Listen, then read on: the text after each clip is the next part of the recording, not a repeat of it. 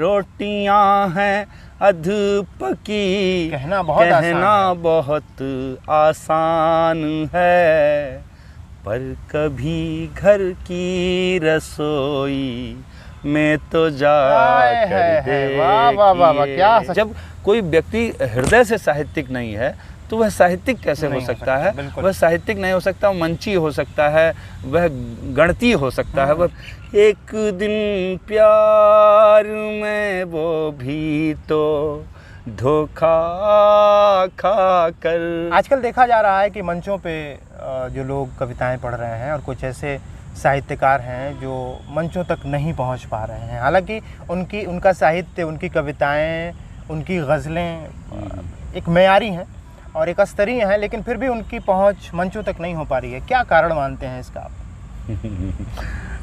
कहा जाता है सत्यम ब्रूयात प्रियम ब्रूयात न ब्रूयात सत्यम अप्रियम। लेकिन अगर मैं कहूँ तो कुछ एक ऐसे मठाधीश बैठ गए हैं मंचों पर, जिन्हें वो जो नई कोपलें निकल के आ रही हैं, नई जो है शाखाएं निकल रही हैं, उनकी हरियाली, उनके आयाम, उनकी जो शायरी है, उनका जो नया स्तर है जी, वो देख करके समझ के उन्हें इन्फेरिटी कॉम्प्लेक्स पैदा हो गया है। उन्हें ये लगता है कि यार कहीं ये मुझसे आगे ना निकल जाए।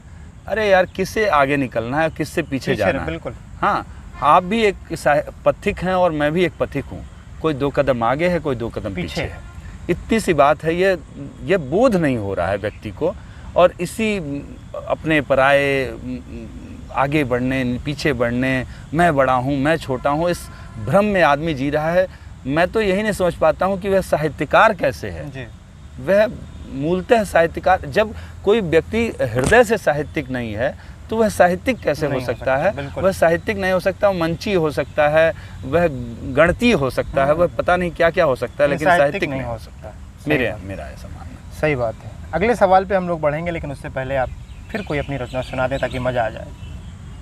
कभी तो इधर भी नजर करके देखें। वाह, कभी तो इधर भी नजर करके देखें। कभी तो इधर भी नजर करके देखें, कभी तो इधर भी नजर करके देखें, फलक से ज़मीं पर उतर करके देखें, फलक से ज़मीं पर उतर करके देखें। और शेर देखें कि जी, स्वागत है।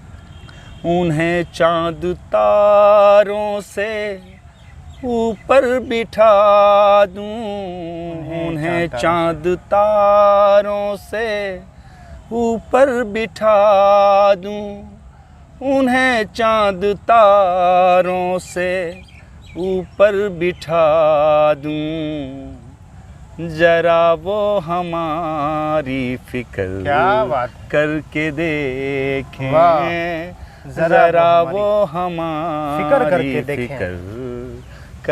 देखें। और देखें आजकल शहर का क्या माहौल हो गया। किसी की लाइन 4 पंक्तियाँ मुझे याद आ रही कि एक प्यारा सा गांव जिसमें पीपल की छाँव, जिसमें एक आशियाँ जो था अपना मकान, छोड़कर गांव को, उस घनी छाँव को, शहर के हो गए हैं, भीड़ में खो गए हैं। वाह वाह। तो वो वहाँ से एक शेर निकल के आता है कि शहर की चकाचौंध से अब निकल कर, शहर की चकाचौंध से अब निकल कर, शहर की चकाचौंध से अब निकल कर, कभी गांव में भी बसर करके देखें, कभी गांव में भी बसर करके देखें।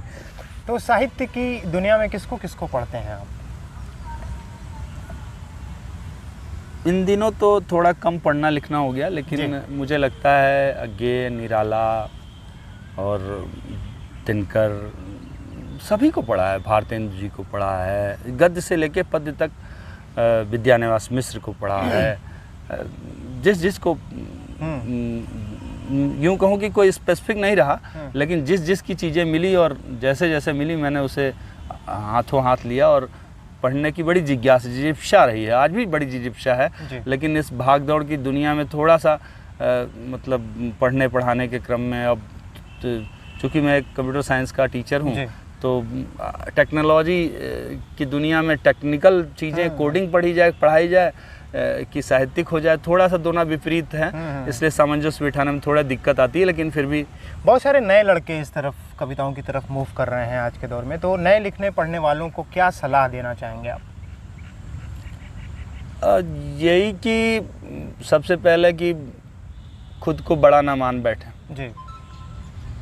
बड़ा मान लें तो किसी बड़े को पढ़ लें। मेरा मानना है कि मान लीजिए आप शैल जी को दिखाएंगे तो शैल जी अपने तरह से, अपने दृष्टिकोण से देखेंगे। सही बात। आपने किस दृष्टिकोण से उस साहित्य को लिखा है, उस कविता को लिखा है, उस गज़ल को लिखा है, ये आपसे बेहतर कोई नहीं जानता। बिल्कुल। इसलिए आप अपना परिमार्जन जिस दिन करने लगेंगे, और करने का यही है कि बस ज़्यादा उसमें कुछ गुणागणित करने की ज़रूरत नहीं है, कुछ नियम कानून बनाए गए हैं, उनका थोड़ा सा फॉलो करिए। नियम कठिन होते हैं, लेकिन नियम में रह के काम कर लेना ही तो मर्यादा है। बड़ी सार्थक बातचीत हुई, लेकिन आखिर में चलते चलते दो चार पंक्तियां अगर जो आपको याद हों और बेहद पसंद हों तो वो ज़रूर हमारे दर्शकों को आखिर में सुनवाइए। सामू के बाद जो ढलता तो अच्छा होता। शाम के बाद जो ढलता तो अच्छा होता। वाह। शाम के बाद जो ढलता तो अच्छा होता, दो कदम और जो चलता तो वाह अच्छा होता। क्या बात। मेरे घर सांझ का दीपक है, बुझती बाती। मेरे घर सांझ का दीपक है, बुझती बाती। कुछ समय और जो जलता तो अच्छा होता। अच्छा होता।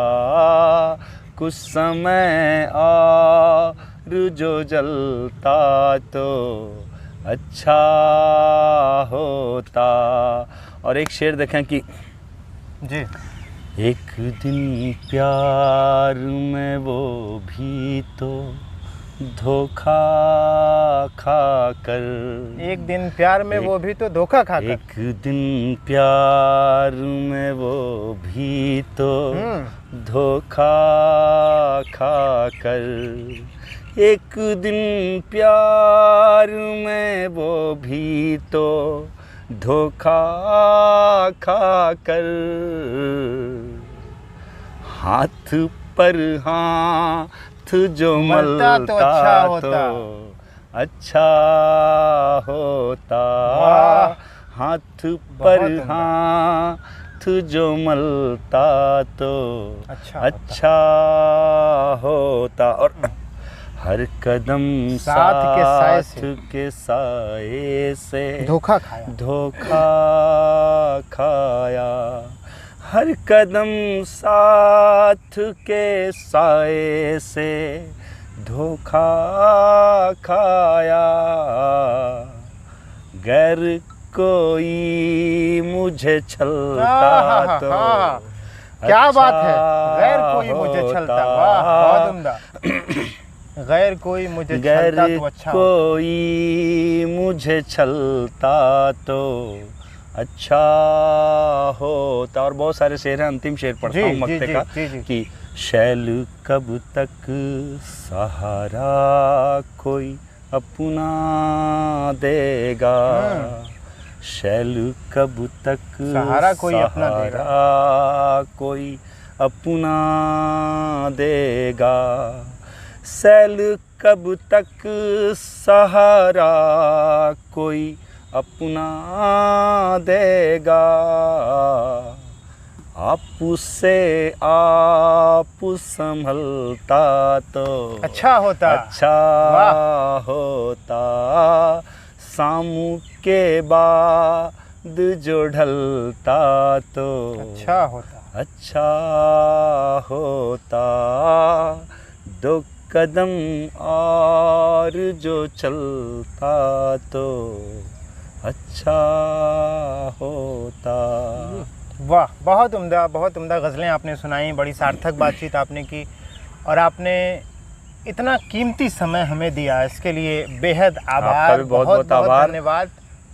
कुछ कहना चाह रहे थे आप? आपका भी बहुत बहुत आभार। और मैं हमेशा यही कहूँगा कि आपने अपने चैनल पर बुलाया, इसके लिए बहुत बहुत आभार। और सभी के लिए कहता हूँ कि चल चलाचल बैठ मत तू हार कर, ज़िंदगी तूफ़ान का दरिया पार कर। चल चलाचल बैठ मत तू हार कर, ज़िंदगी तूफ़ान का दरिया पार कर। और मुश्किलों से क्यों भला घबरा रहा, बच नहीं तो मुश्किलों पर वार कर। वाह, बच नहीं तो मुश्किलों पर वार कर। वाह, बहुत शुक्रिया सर आपके बहुत समय के आभार। लिए।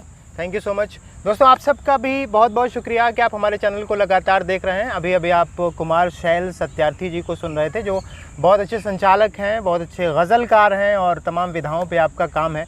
उम्मीद है कि ये वीडियो आपको पसंद आई होगी। कमेंट बॉक्स में ज़रूर लिखिएगा कि ये वीडियो आपको कैसी लगी। हम आपकी कमेंट्स का हमें इंतज़ार रहेगा। ये वीडियो देखने के लिए बहुत बहुत शुक्रिया। Thank you so much.